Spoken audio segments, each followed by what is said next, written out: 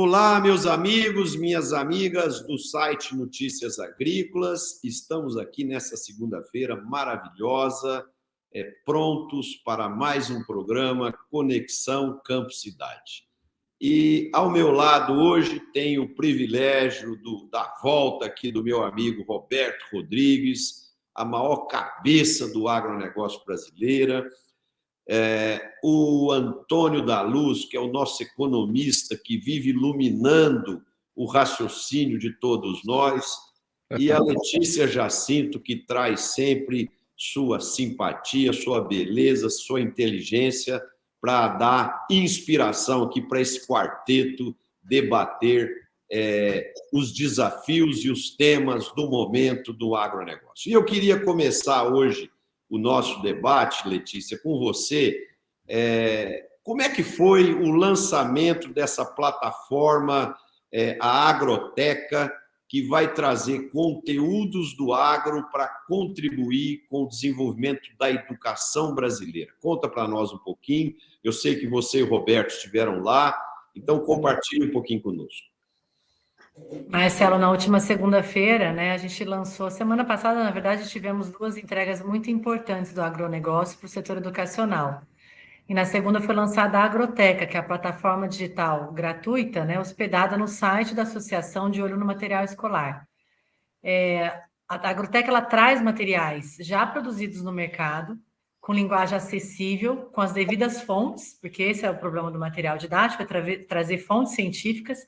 Então, qual é a instituição que pode falar sobre aquele determinado tema, sobre o agronegócio, para o mercado educacional, para que ele possa utilizar na produção de materiais didáticos, assim também como pais, alunos, professores podem utilizar em suas salas de aula, os pais para ajudar a contrapor esse material, explicar para os filhos.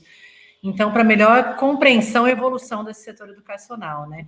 Então, tem infográficos, gibis, podcasts, videoaulas e muitos artigos.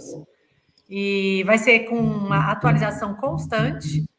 E a gente tem como guia base a Base Nacional Comum Curricular, que é o Currículo Único Brasileiro. Então, o que a base exige, que contemple nos materiais didáticos de acordo com a idade, a gente vai seguindo esse cronograma e trazendo materiais disponíveis. E a curadoria da biblioteca é feita através de um convênio. Sim, pode continuar, Letícia. Acho que ela travou. Roberto, você quer continuar aí, porque você estava presente também? Foi um negócio espetacular, porque foi feito com a Exalc, na biblioteca da Exalc, né? Então, foi um casamento entre a universidade, a academia, mais consistente com a de formação de material, com o de olho material escolar. Foi uma coisa realmente espetacular. Vai ter, como a Letícia estava dizendo, vai estar disponível gratuitamente para todo mundo, assuntos científicos, técnicos, artigos de fundo, colocando opiniões e debates, inclusive, muito rigorosos, sempre um ênfase na questão científica, tecnológica. A ideia é material de interesse do agronegócio brasileiro, mas sob a ótica científica e técnica. Nada de achismo, pode ser isso, não. É cientificamente as coisas vão ser colocadas à disposição de todo mundo, do agronegócio, jornalistas, a imprensa em geral e também pessoas leigas que queiram se informar sobre a agricultura brasileira. Vai ser um negócio muito bacana essa agroteca lá na Exalc, em comum acordo com o de olho material escolar. Roberto, não há dúvida que isso é um grande avanço, né? Acho que é fantástico. Agora, nós temos aqui um desafio, não sei se você, o Antônio e a Letícia concordam comigo, que é promover a divulgação dessa solução, né? Porque é muito importante que nossas cooperativas, quem está aqui nos assistindo das cooperativas, que isso faça parte da pauta da divulgação da cooperativa perante a comunidade, perante as escolas da região da cooperativa, os distribuidores de insumos que estiverem nos assistindo, que possam também compartilhar com as escolas da sua cidade, da sua região, porque é importante que isso seja falado no público urbano, né? Para que a criança, quando tiver que fazer uma pesquisa, ou o pai tiver que ajudar um filho ou uma filha a desenvolver um estudo, saiba que essa plataforma existe e que lá estão contidos materiais sérios, com pesquisa, com fontes confiáveis, para se fazer os estudos, né? Vai estar pesquisado para todo mundo que tem interesse em coisas técnicas sobre a agricultura brasileira. Vai ser muito legal. Inclusive, o evento, viu, Marcelo? Foi um evento muito sério, com a presença da diretora da escola. Sabe que Piracicaba tem pela primeira vez uma mulher como diretora, né? A Thaís Vieira, que é uma craque, não sou. E ela apoiou vigorosamente. Estavam lá vários professores, e gente de olho. E, olha, foi um evento, segunda-feira à tarde, realmente brilhante. A Letícia deu um show de competência na exposição que ela fez e colocou também, falando, técnicos são responsáveis pela formatação dos temas na plataforma. Olha, foi um evento muito interessante. E como a Letícia falou, Marcelo, a semana passada não foi só isso. Também na quarta-feira, houve um outro evento aqui em São Paulo com a Somos. A Somos é uma das mais importantes editoras e centros educacionais do Brasil, né? Tem um conjunto enorme de colégios de todo o território nacional. E é parceria de primeira hora do De Olho Material Escolar. Temos um evento lá também, na quarta-feira, de novo a Letícia deu um show espetacular, mas tivemos também a palestra do Spadotti, da Embrapa, do Daniel Vargas, da TVG Agro, mostrando temas que são polêmicos e complexos, abrindo cientificamente informações técnicas para os editores e formadores de programas da Soma. Um evento fortíssimo também, de gente da área acadêmica da Somos. Um debate muito intenso e foi uma grande iniciativa entre a Somos e o De Olho Material Escolar também. Agora que a Letícia está comandando esse programa com uma competência espetacular e avançando, queimando etapas, avançando cada vez mais na comunicação e na formatação de temas de caráter científico e técnico para que não haja dúvida em relação às discussões e aos temas apresentados. Eu acabei O que o material escolar está fazendo é fantástico. Agora, eu acho que nós temos um desafio adicional aí, que é fazer essas realizações chegarem ao público potencialmente usuário dessas informações, né? Então, é importante que a gente fale aqui no programa sempre esse assunto, que outros órgãos de mídia e algum jornalista que esteja nos assistindo aqui também divulgue nas suas mídias sociais, na sua mídia, porque se a gente construir isso não for utilizado na plenitude, quer dizer, parte do esforço pode ser perdido, né? Isso mesmo, Marcelo. Eu acabei voltando aqui, conectando na rede do celular, porque estava muito ruim a conexão, me desculpa. Então, aqui a gente vê, hein, Letícia, aqui a gente vê como é duro fazer agricultura digital no Brasil ainda, né? Porque nós que estamos em cidades boas, grandes, por exemplo, o próprio sinal do Roberto está falhando, quer dizer, o Roberto está na maior cidade do Brasil e o sinal de internet falha, né? Então, como é difícil fazer agricultura digital no Brasil. Mas segue aí. Letícia, quando caiu, Letícia, eu completei a informação sobre o agro digital lá na Piracicaba, né? E expliquei como é que foi todo o processo. A participação da Thaís, como diretor da escola, junto com você, contei como é que ficou o processo. E aproveitei e falei sobre o evento da Somos também, Letícia, apresentação. Falei do seu discurso, do Daniel, do Spadotti, que foi uma reunião interessantíssima de mostrar aos editores, aos professores da Somos, a verdade do agro brasileiro. Então, Eu dei uma pincelada geral. Você podia completar agora, Letícia, as duas coisas. E ótimo, então você já trouxe também o segundo assunto, né? Que a gente gravou, falando aqui para o ouvinte, né? 30 videoaulas que foram filmadas em 54 locais diferentes no Brasil, né? Então, além de indústria, academia, institutos de pesquisa, startups, e esses foram entrevistados mais de 75 pessoas. Então, esses vídeos agora estão disponíveis já para 1 milhão de alunos, só que agora vai também para a nossa agroteca. São vídeos que são para crianças e adolescentes, né? Acho que a partir de uns 10 anos já consegue entender esse agro trazido, esse agro sustentável, tecnológico e social, trazido de uma forma bastante lúdica e para que essa criança possa interagir. Então, são produtos que o Diolho tem feito, oferecido para o mercado no geral, de forma gratuita, para a gente disseminar, né, e construído, né, professor Roberto, jornadas, eu falo, com essas editoras. Não adianta só entregar esse material. A gente tem dado treinamentos, trazido eles para o Vivenciando a Prática, estreitado essa relação com outros setores além do agro, né? Então, a gente fala que a gente tem que se comunicar para fora do agro, é uma coisa que o De Olho no Material Escolar vem fazendo desde o início, abrindo portas com setores completamente diferentes ao nosso. E a receptividade tem sido maravilhosa, graças a Deus.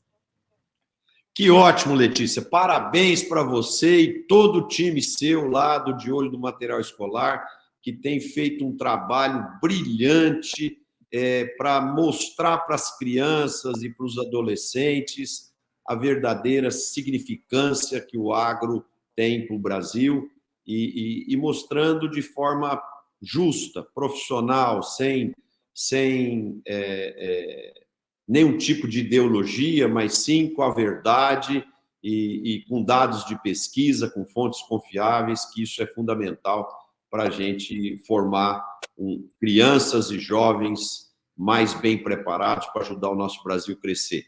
Antônio, aí do Rio Grande do Sul, como que você viu hoje os resultados do Focus do Banco Central, que inclusive você faz parte, e como que você avalia o PIB do primeiro trimestre aí de 1,9%? Quais os comentários que você queria fazer?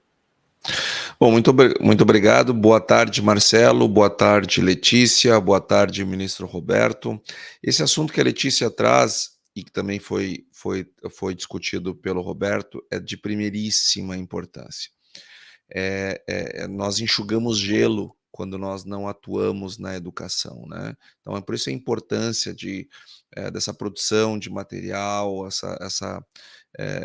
tirar as informações das bibliotecas e levar para as crianças. Isso é um trabalho fundamental que nós não temos a capacidade de medir o tamanho da importância disso, de tão importante que é para o futuro das crianças, para o futuro da educação e também para o futuro do agro. Mas eu acho que é mais importante para o futuro das crianças mesmo, de ter a oportunidade de saber a realidade dos fatos, não serem utilizados com propósitos políticos ou sindicais. Ter acesso à realidade, isso é fundamental. Marcelo, eu vi honestamente, eu não recebi com surpresa o crescimento do PIB do Brasil, afinal de contas, esse crescimento de 1,9, dos quais 1,6 veio do agro. Ou seja, praticamente tudo que cresceu a economia no primeiro trimestre foi em virtude do agronegócio. Nós tivemos o setor de serviços com crescimento de 0,6 e a indústria com queda de 0,1.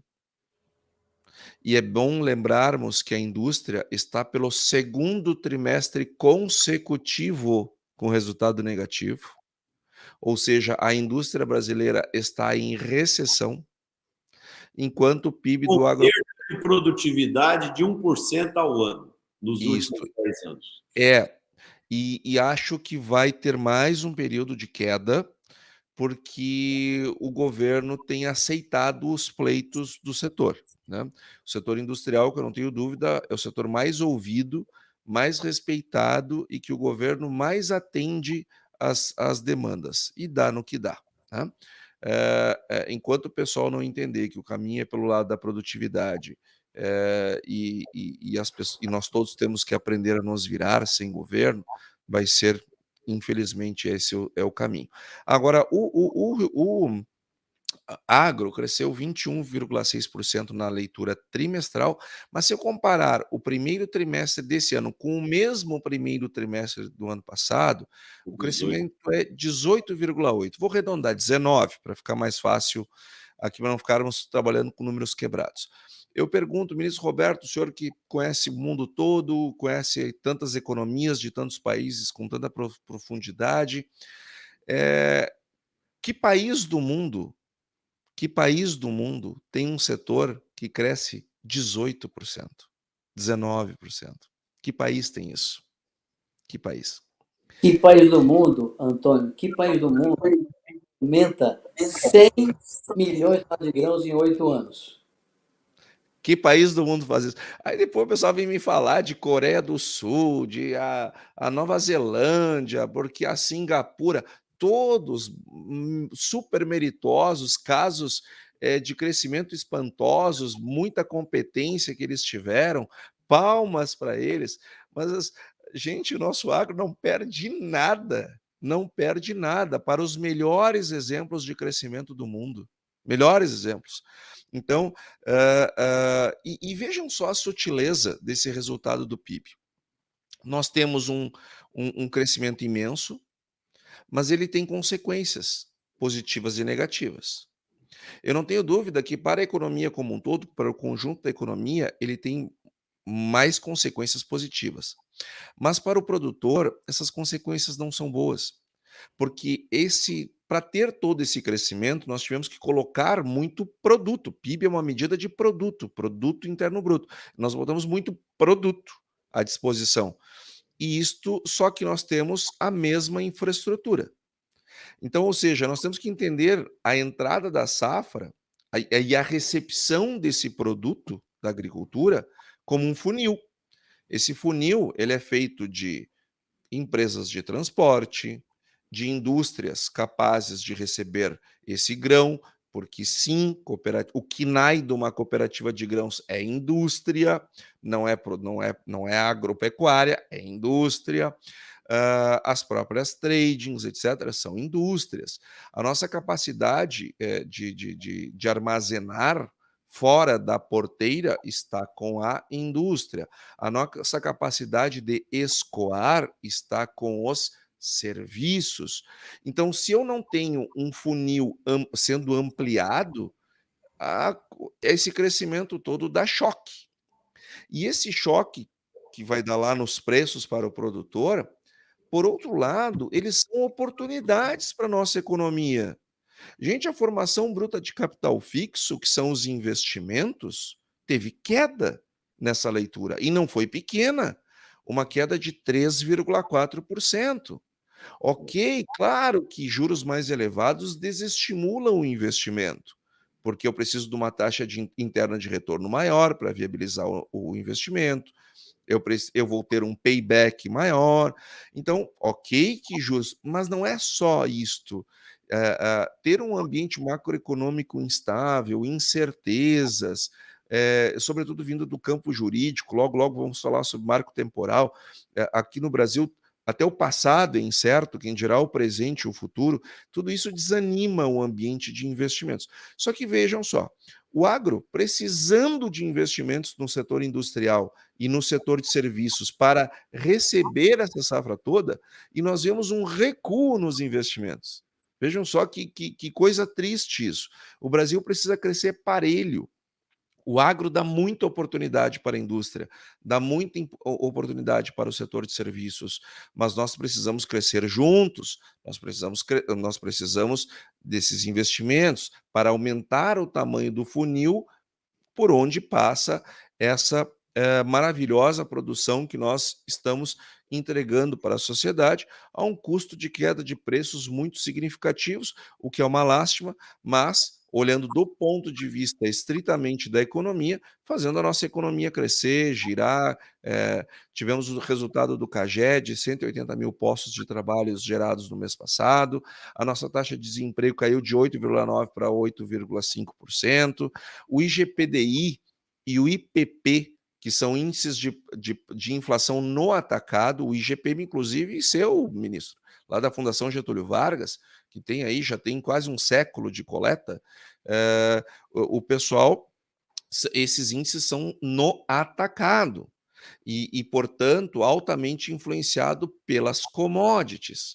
Então, vejam como o agronegócio ele é importante também para a geração de empregos, para a redução da inflação no nível do atacado, que lá na frente vai tornar a inflação ao consumidor também mais baixa. Então, foi um resultado de PIB, como um todo, olhando pelo lado do agronegócio, para ser muito comemorado, mas nós temos que ter uma preocupação maior com a indústria que entrou em recessão.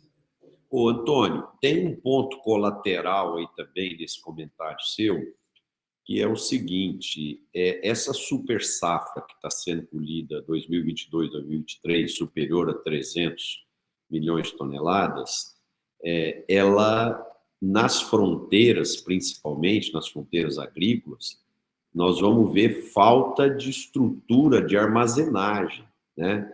Então, esse é um ponto que nós do agro precisamos nos atentar, porque à medida que você cresce a produção e nós temos a competência de fazer 2 safras por ano, nós precisamos aumentar, tanto nas cidades quanto nas fazendas, a capacidade de armazenagem, né?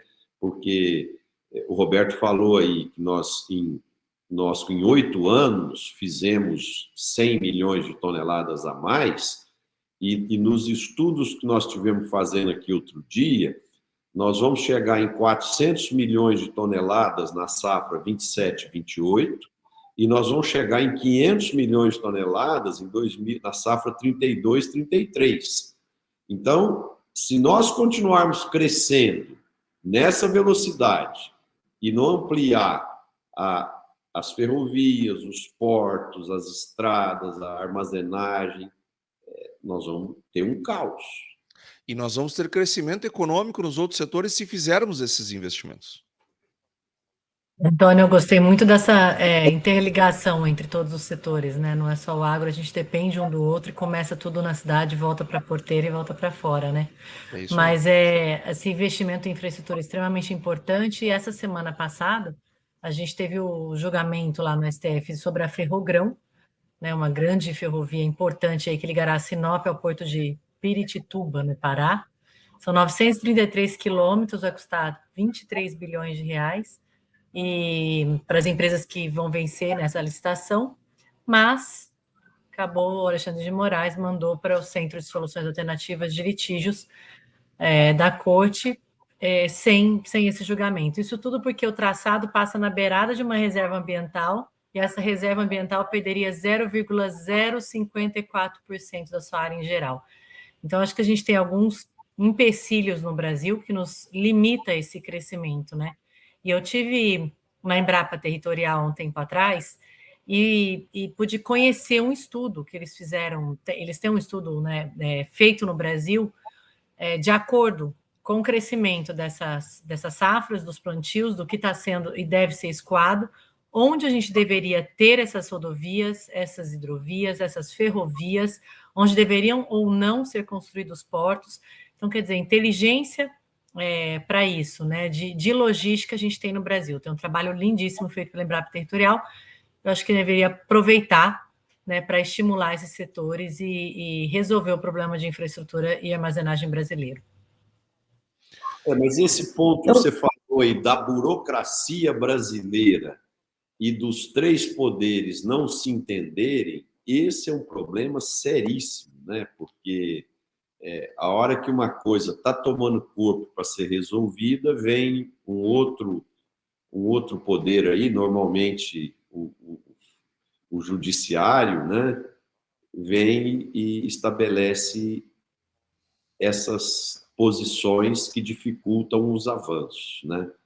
Então, esse é um outro problema sério que nós temos no Brasil, e enquanto permanecer a lentidão das decisões e a burocracia nesses processos de decisão, o Brasil vai ter muita dificuldade de avançar.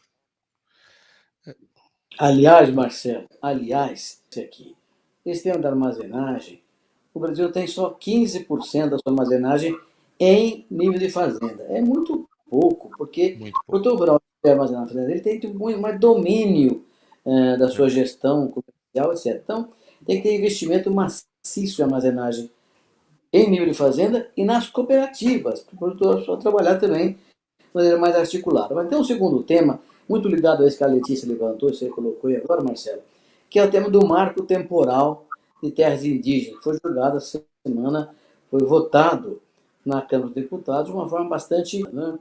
Isso é uma coisa que tem que ser explicado muito claramente. Né? O que é o marco temporal? É uma discussão sobre o que é terra indígena e o que não é terra indígena. E aqui, a Constituição de 88 tem uma definição claríssima. Terra indígena é a terra ocupada por índios quando foi promulgada a Constituição de 88. Está na Constituição brasileira. Não tem que discutir nada disso aí.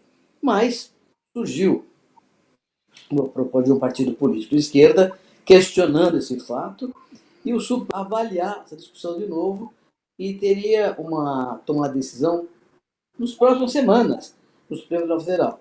E aí você vê, o Supremo, ninguém sabe o que ele pensa, mas o parlamento tem uma visão que não é igual do governo como um todo. O governo é dividido também. Então, e a Câmara dos Deputados fez uma lei dizendo o que vale é o que está escrito na Constituição. Marco temporal. Terra para índio é a terra que os índios ocupavam em outubro de 88, quando a Constituição foi promulgada.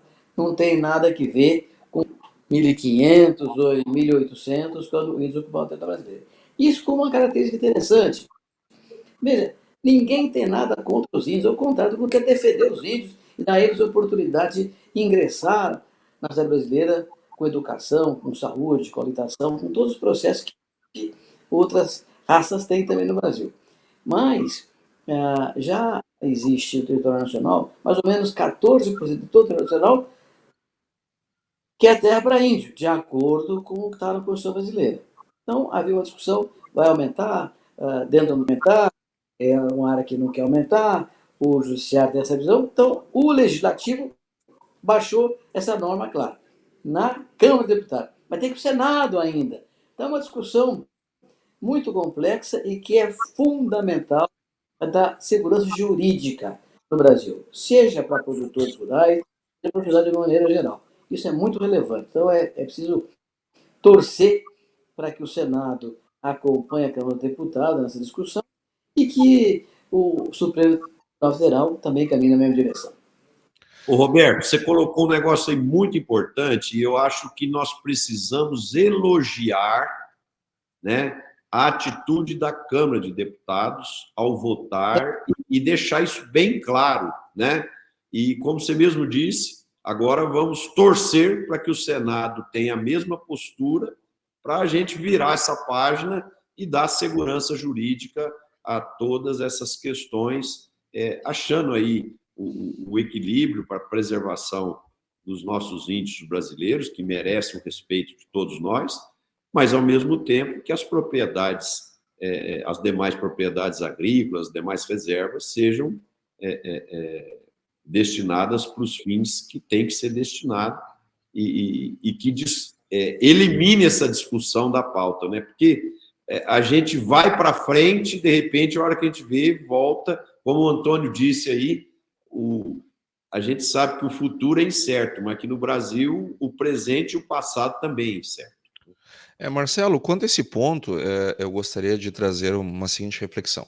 É só o Brasil que tem povos originários? Só o Brasil que tem? Ou todo mundo teve um povo ocupando antes alguma coisa? Eu acho que Por que todo no mundo Brasil nós temos esse debate desse jeito?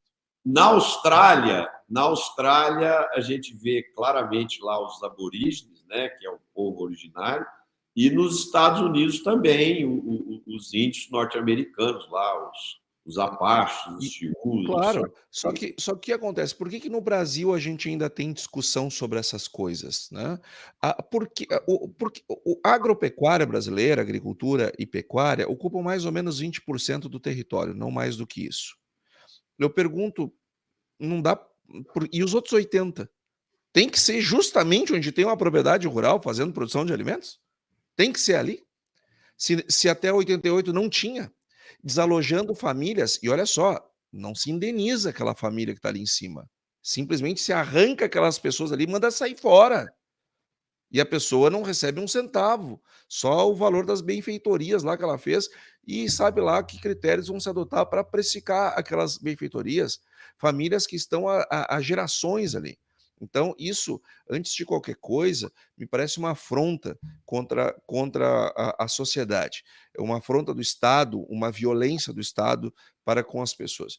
E me surpreende o presidente do Senado, Rodrigo Pacheco, falar que tem que ter cautela, tem que esperar, vamos ver o que vai decidir o STF. Em primeiro lugar, é importante salientar que essa lei que foi aprovada na Câmara, ela está lá desde 2007. Então, somente em 16 anos não foram necessários suficientes para se fazer esse debate? Precisa mais tempo? Aí nós olhamos mas como é que o Senado vai esperar o Supremo? Gente, o Supremo está decidido sobre traçado de ferrovia, gente, mas o que é isso? Qualquer dia, e não está longe esse dia, o Supremo vai se preocupar com a escalação dos times de futebol, da seleção brasileira, se o técnico escalou bem ou não escalou bem, se o VAR lá apontou da maneira correta. Falta muito pouco para esse dia chegar, porque o STF está acabando com a sua imagem quando intervém em situações que são tipicamente do debate daquelas pessoas que têm voto para decidir as coisas. Então, é lamentável, Letícia, que nós tenhamos um traçado da Ferrogrão na mão do ministro do Supremo Tribunal Federal, uma discussão sobre marco temporal que não tem coisa mais da sociedade.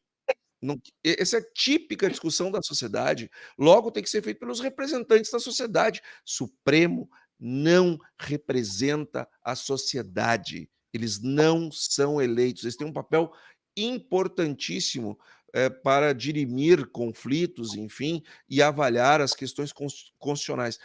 É apenas uma corte constitucional, que tem muita importância para aquilo que ela foi criada. Agora, não dá para aceitar esse tipo o Senado vai pagar um vale muito grande se aguardar a decisão do Supremo. Ô, Antônio. Parece que está marcada para depois de amanhã, né, Antônio? Dia 7. Já foi adiada 7 vezes também essa votação. Ô, Antônio, eu concordo com o seu raciocínio. Agora eu quero botar uma pimentinha aqui a mais nessa discussão. Será que as nossas leis estão escritas de forma clara ou nós estamos deixando nas nossas leis algo de subjetivo que dá condições para as instâncias judiciais e o próprio Supremo legislar a seu bel pensamento? Eu já pensei sobre isso, sabe? Já refleti muito sobre isso, já concordei mais com esse ponto de vista. Mas eu vou te dizer que hoje, eu vendo coisas que vão parar no Supremo hoje, para mim está muito claro que não é este o principal problema, embora possa ter sim. O Supremo aprendeu a governar. Porque se eu posso deixar da forma mais explícita que tiver, mas se nós tivermos uma votação no Congresso, 512 votos a favor, 1 contra, da Rede Sustentabilidade, o senador Ranolfi, aí ele entra com sei lá o quê, com algum instrumento jurídico, no Supremo Tribunal Federal, eu fui provocado. Fui provocado, eu tenho que avaliar esse negócio aqui. E aí vai decidindo conforme a cabeça de 11 pessoas, e não conforme a cabeça de 513 congressistas, deputados e mais 81 senadores. Então, me parece que não é uma questão de clareza, não. É uma questão de ocupação de espaço de poder, que o Supremo passou a ocupar no vácuo da Câmara, principalmente da Câmara, mas depois o Senado deixou de cumprir o seu papel de contrapeso. Pela falta de assumir um papel, outro poder vai lá e assume, porque poder, né, nunca fica vago, o assento nunca está vago, alguém ocupa. Então, mas, por exemplo, nos Estados Unidos, eu não sou jurista, então eu posso falar alguma coisa aqui que não seja exatamente o termo correto, mas eu sei que nos Estados Unidos, quando se julga um determinado ponto, aquilo lá vira jurisprudência para outros tipos de causas semelhantes e não há necessidade daquilo ser mais julgado, aquilo já está resolvido, né? E isso faz dar velocidade ao processo judiciais do país como um todo, né? E o Supremo americano ele só entra em causas muito complexas e muito relevantes. Aqui é igual você falou, daqui uns dias até a escalação da seleção brasileira vai estar sendo definida no Supremo Tribunal. Mas não somos nós que, infelizmente, temos autonomia para resolver essas questões. Marcelo, ainda nesse ponto aí de governo, né, a gente teve a reorganização dos ministérios nessa semana. Então, o governo federal estava encontrando um pouco de dificuldades para aprovar essa medida provisória que aumentou o número de ministérios. E, como estava prestes a caducar, para assegurar essa aprovação do texto, o presidente ordenou a liberação de 1 bilhão e 700 milhões de reais em emendas parlamentares e cargos. E depois foi votado na Câmara e votado no Senado. Mas o principal para a gente aqui é que na nova configuração, o Ministério do Meio Ambiente ficou sem o CAR, sem o PRA, que foi a primeira designação que tinha feito, né, que é o Programa de Regularização Ambiental e o Cadastro Ambiental Rural, que foi para o Ministério da Gestão e Inovação. E sem a Agência Nacional de Águas, que foi para o Ministério de Integração e Desenvolvimento Regional. E a CONAB, também a gente já discutiu sobre isso aqui no nosso programa, ela tinha sido retirada do mapa e agora ela está numa gestão compartilhada entre o mapa e o Ministério de Desenvolvimento Agrário. E a competência das demarcações das terras indígenas, já que a gente está falando de marco temporal das terras indígenas, ficou para o Ministério da Justiça, porque ele estava debaixo do Ministério dos Povos Indígenas, né, o que não fazia nenhum sentido. Mas tivemos essas modificações aí para que fosse aprovado na Câmara e no Senado na semana passada. Na minha opinião, foi um avanço, viu, que a Câmara fez, né, porque tinha algumas coisas muito tortas aí nessa estrutura, mas ainda é uma estrutura bastante inchada, com muitos cargos. A pergunta que eu faço aqui para a gente refletir é o seguinte: alguém aqui sabe quantos ministérios tem nos Estados Unidos? Eu acho que não tem mais de 18. Nós precisamos pesquisar. Se algum internauta estiver aqui nos assistindo, puder contribuir conosco aqui, vamos fazer de forma interativa. Agora eu pergunto: a maior economia do mundo, que tem um PIB que é 10 vezes maior que o do Brasil, tem lá não chama ministros, né? Chama secretários de Estado. Então, não tem 18 secretários de Estado. E nós aqui... 15 ministérios. 15? Você pesquisou? Isso. Então, aí, ó. Você vê, ó, a maior economia do mundo, que é 10 vezes maior do que a economia brasileira, tem 15 ministérios. E nós aqui temos 37. Aí fica fácil entender por que as coisas não andam no Brasil. Né? Marcelo, o Nelson, advogado, ele fez a seguinte pergunta: caro Antônio, com a recente lambança do governo no setor automotivo, o que podemos esperar para o Plano Safra? Essa pergunta do Nelson, excelente, ela traz um pouco essa questão da discussão da qualidade das políticas públicas que às vezes são demandadas pelos setores e termina não dando certo. Qual foi a reação dos consumidores quando os representantes da indústria automobilística pediram esses benefícios fiscais para o governo? Ninguém comprou mais nada. Trancou as vendas. Quem é que vai comprar carro agora de até R$ 100.000? Ou 120, não lembro qual é 120. o limite. 120. 120 mil. Quem é que vai comprar carro agora? Vai esperar. Só que a burocracia brasileira vai levar um tempo para conseguir colocar isso em prática. E até lá eles não vão vender. Aí eu pergunto, o que venderem a mais depois por conta dessa política vai compensar o que deixou de vender agora? Porque a política é temporária. E aí eu faço uma digressão lá para o Plano Safra, Nelson. Ministro, o senhor foi muito feliz quando lembrou o baixo percentual que nós temos de armazenagem no nível da propriedade. Esse é um problema muito sério, muito grave, que há muito tempo o Brasil enfrenta. Para isso tem o PCA, que é uma linha de crédito para os produtores poderem fazer a sua estrutura de armazenagem. Linha essa que ficou desabastecida a maior parte do tempo desse último Plano Safra. Como tem a linha, nós ficamos sempre esperando o momento que ela será liberada. E aí eu não faço meu armazém com linhas alternativas, porque eu fico esperando a ótima. A mesma coisa acontece com a questão dos automóveis agora. Nós ficamos esperando pelo ótimo e o tempo vai passando e os negócios não vão acontecendo. Então, um plano safra, Nelson, ele precisa funcionar. Se ele não vai funcionar, é melhor não ter. Ou se vai ter e os recursos são menores, ele precisa ser anunciado daquele tamanho que é possível fazer. Olha, eu tenho X milhões nessa linha. Acabou a linha, ó, gente, acabou a linha, agora é só ano que vem. Agora não tem mais.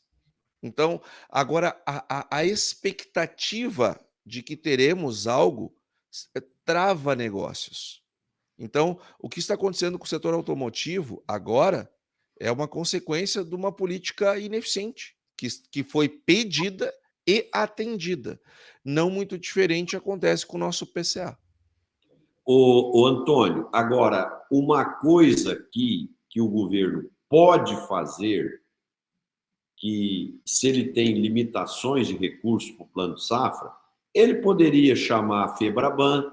Escuta, Febraban, vem cá, Itaú, Bradesco, Santander, os principais bancos aí hoje que tem a Caixa Econômica, que atua no financiamento da agricultura. O agro precisa de 1 bilhão e tanto. Nós temos aqui 300. Como que nós podemos financiar os outros 700? Aí discute lá, troca uma ideia. Não, aí um fala, não, deixa que 300 aqui eu garanto, o outro garante 100, o outro garante 50, os bancos cooperativos participam. Ou seja, o governo precisa fazer a articulação desse processo. Às vezes, não é importante só o governo ter o dinheiro. Às vezes ele não tem o dinheiro, mas ele tem a capacidade de coordenação, de motivação, de convocar as partes interessadas para sentar numa mesa e se encontrar soluções. E isso está fazendo muita falta no nosso setor, viu? Na agricultura. Eu não tenho a menor dúvida, que o nosso ministro Carlos Fávaro, que precisa de apoio, é um sujeito extremamente bem intencionado. Pensa no melhor para o agro brasileiro. Não tem a menor dúvida, ele, a equipe dele, até porque é um produtor rural. E eu acredito muito que quando uma pessoa que está investida dos seus próprios interesses, porque conhece, tende a ter um melhor desempenho. Agora, a coordenação política, que talvez seja do próprio ministro, talvez seja do ministério, ou talvez seja consequência de algo muito maior, que é a desorganização do governo inteiro, está trazendo este problema que você está narrando, Marcelo, para dentro do agro. As coisas não estão conseguindo se desenrolar. E isto claramente nós há um problema sim político. Não sei se do ministro para com os seus colegas, ou não tem o respaldo do presidente da República, ou ninguém tem, o governo todo está bagunçado e as coisas não avançam, mas o fato é que essa desconexão, essa desorganização, ela não é só um problema do governo, ela é um problema da sociedade também. E Aqui, tem uma fala aí, Roberto. consequência séria. Isso que o Antônio está dizendo tem uma consequência importante. É o plano de safra, né? O plano de safra, já estamos em junho, normalmente o plano de safra é anunciado em maio, já estamos em junho, e o plano de safra ainda não está sendo costurado, né? E a gente sabe que os recursos não são, o juro está um pouco elevado em relação a anos anteriores. Então podemos ter um plano de safra um pouco menos favorável à agricultura do que tivemos no passado. E aí, as consequências podem ser um pouco complexas, porque esse ano o PIB cresceu de maneira espetacular, porque a safra foi volumosa e os preços foram bons. Só que os preços caíram um pouco, que os custos continuam elevados. Então, nós vamos ter uma nova safra com preços menores, um padrão tecnológico muito elevado de custo ainda, e riscos, tipo El Niño, que não sabemos como é que vão acontecer daqui para frente. Então, eu tenho pensado muito nesse negócio, Antônio, Marcelo, Letícia, e mais do que nunca nós precisamos colocar no plano de safra agora recursos vultosos para o seguro rural, porque um eventual desastre climático ou de mercado, por causa da gripe aviária, pode perturbar enormemente a renda rural no ano que vem, com resultados dramáticos de caráter até institucional para o país como um todo, né? Então eu tenho muito que o governo pense num volume muito maior para o seguro rural do que nos anos anteriores. Roberto, você tem toda a razão nisso aí. Agora, você foi ministro e ninguém melhor do que você aqui nessa roda nossa pode dizer, às vezes o ministro, ele não tem o dinheiro, mas ele tem o prestígio e a capacidade de articulação, por exemplo. Será que o ministro não poderia chamar todas as seguradoras aí e tentar encontrar formas de fazer um modelo de seguro que seja factível, que o agricultor possa pagar o seguro numa condição que possa ser válido para as companhias de seguro e para a própria classe de agricultores, né? Então, eu acho assim, no Brasil, a gente pratica muito pouco essas questões de articulação. Por exemplo, o próprio governo está desarticulado, você vê divisões internas a todo momento. O ministro da Minas e Energia querendo fazer, junto com a Petrobras, lá as pesquisas na foz do Rio Amazonas, aí a ministra do Meio Ambiente é contra, o IBAMA é contra. Quer dizer, então começa aquela brigaiada, fogo amigo, né? Isso não devia acontecer no governo.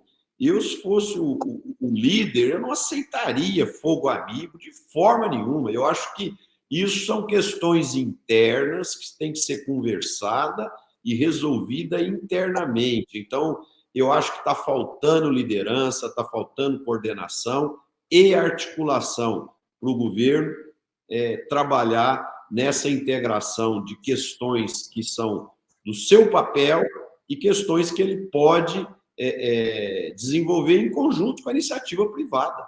Por que não? Você tem toda a razão, Marcelo, mas também tem razão o Antônio numa fala anterior dele aqui agora. Marcelo fez um elogio ao ministro Carlos Fávaro, que eu endosso plenamente. O Carlos Fávaro é agricultor, liderança rural reconhecida, conhece o relacionamento do governo com o privado, parlamentar, membro do Senado brasileiro, e ele foi secretário meio importante do Brasil. Então ele conhece tudo, o parlamento, o executivo, toda a parte tecnológica, produção. Então ele tem capacidade realmente para tocar um plano de safra muito bom. Mas aí é o que você falou, ele não é o dono absoluto do processo orçamentário, tem que haver uma ação de governo. Tem razão, Marcelo. Aí tem que ter uma concertação do governo como um todo, olhando para a agricultura. Se é o setor que garantiu o crescimento do PIB no primeiro trimestre, e nos últimos anos todos, gerou emprego, ele tem que ter um plano de safra minimamente adequado para que as condições eventualmente negativas, tipo climáticas ou doenças, como a gripe aviária, sejam contornadas com um seguro rural adequado. Então é muito importante que essa visão de integração aconteça. Eu tenho certeza que o Carlos Fávaro está lutando muito por isso e por nós. Amigos, estamos chegando já próximos ao fim do programa. O tempo hoje passou muito rápido. Queria agradecer aos nossos internautas aí que estão nos assistindo e aqueles que irão nos assistir. Pedir aí para eles, quem gostar, bota um like, um gostei aí no nosso programa, compartilhe com seus amigos, com seus colegas de trabalho, com a sua família, para o nosso programa poder cumprir o objetivo maior, que é a integração do público urbano com o público rural. E para fechar, vamos fazer a nossa tradicional rodada final aí, começando com você, Antônio, diretamente do Rio Grande do Sul. Bom, eu queria concluir dizendo justamente aonde começamos na questão do Plano Safra. Nós estamos no dia 5 de junho. Nós ainda não temos uma sinalização clara do que teremos. A transformação de um único ministério num fragmentado Ministério da Agricultura com vários atores, isto tornou as discussões disfuncionais. Isto traz uma dificuldade adicional para aqueles que estão à frente dos ministérios, os secretários que estão dentro dos ministérios, o corpo técnico, enfim, todo mundo tem muita dificuldade de coordenar numa situação dessa. Agora, uma coisa o produtor tem que ter consciência. Cada vez menos, nós vamos contar com governos. Sejam eles de esquerda, de direita, cada vez menos o produtor tem que contar consigo próprio. Nós temos que olhar o que está acontecendo no agronegócio, que é algo que não tem par, esses crescimentos todos não têm par, e nós precisamos enxergar esses problemas como oportunidades. Oportunidades de investimento industrial, oportunidades de investimento no setor de serviços, para que o agronegócio, e não somente a agropecuária, cresçam e se desenvolvam a contento. Acho que esse número de crescimento tem muito a nos ensinar. E nós temos muito a nos orgulhar, mas também temos muito o que fazer. Muito bem, Antônio. Você tem toda a razão. Letícia. Perfeito, Antônio. Um mundo de oportunidades aí para a gente também. Hoje vou terminar meus comentários aqui falando da Semana do Meio Ambiente, né? Essa semana é a Semana do Meio Ambiente, começou várias ações nas empresas e hoje eu estive no lançamento dessa semana na Estação Experimental da Cooper Citrus, em Bebedouro. Então lá muito se falou dos números do agronegócio no Brasil, o que a gente já discutiu aqui, o tópico da preservação do meio ambiente, quão importante é o setor, né, para a redução dos gases de efeito estufa. Queria só trazer um dado aqui que muitas pessoas sabem, né, mas é bom lembrar, 33,2% do Brasil é preservado pelos produtores rurais. Isso corresponde a 49,2% das áreas dos imóveis rurais. Então, esses são os dados da Embrapa. Então, a gente é um grande promotor da sustentabilidade e do meio ambiente. Mas trouxe também como o modelo de cooperativa fortalece, né, e fortaleceu nos últimos anos, trazendo essas boas práticas também para os pequenos e médios, através de um manejo melhor, através de oferecer serviços para o pequeno e para o médio, para que ele possa entrar nesse processo e desenvolver também tecnologicamente e ajudar nesse crescimento e desenvolvimento do país. E quão falho a gente é nas certificações brasileiras, e que eles, inclusive, estão se juntando também a grupos de trabalho da própria Embrapa para trazer essas certificações e pagar por esse Brasil mais verde do que do mundo. Então, nessa semana aqui é bom que a gente faça grandes ações também com as escolas, conscientize também a população urbana, né, que o campo tem preservado, o que a gente também tem feito nas cidades, como que a gente faz com o nosso próprio lixo, com o nosso próprio consumo, e trazer isso como consciência aqui para a população. Então, obrigada a todos, uma ótima semana. Obrigado, Letícia. Roberto. Oi, Marcelo.